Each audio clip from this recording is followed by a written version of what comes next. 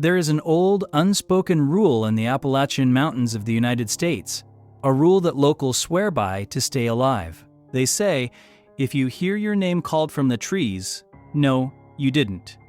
If you see a face that doesn't look quite human, no, you didn't. But what happens when the thing in the woods starts mimicking you? This is the documented account of Elias, an experienced hiker who learned that some legends are not just stories, they are warnings. It was October 2019. Elias was trekking through a remote section of the Great Smoky Mountains. The air was crisp and the leaves were turning gold.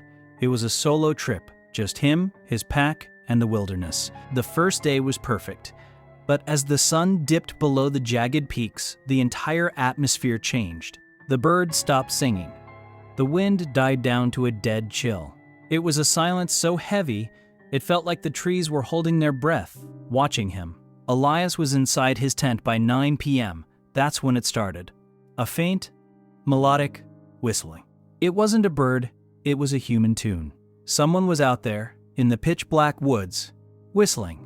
Elias felt a cold shiver crawl down his spine. He called out, his voice shaking, "Hello? Is someone there?" The whistling stopped instantly. Total silence returned to the camp. 10 minutes passed. Then, the whistling started again. But this time, it was closer, much closer. And it wasn't just a tune anymore.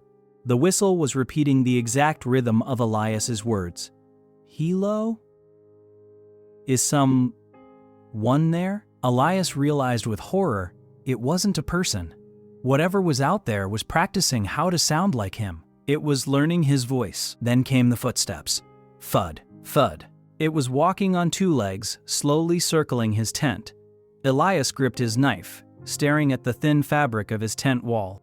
Suddenly, a voice whispered from just inches away, right outside the nylon. It was Elias's own voice, but distorted, like a corrupted audio recording. It whispered, "Is someone there?" He didn't breathe. He felt a long, thin pressure against the tent wall, as if a long, spindly finger was being dragged slowly across the fabric. He sat in the dark for 6 agonizing hours, listening to that thing pace around him, repeating his own words back to him in the dark. When the first light of dawn finally hit the trees, the sounds vanished. Elias didn't pack his gear. He didn't eat. He simply ran. He hiked 10 miles back to his car, without looking back once.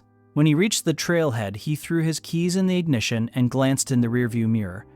There, on his back window, were 3 long, oily smudge marks from a hand with unnaturally long fingers. It had been waiting for him at his car before he even started his hike. Elias never went back to those mountains.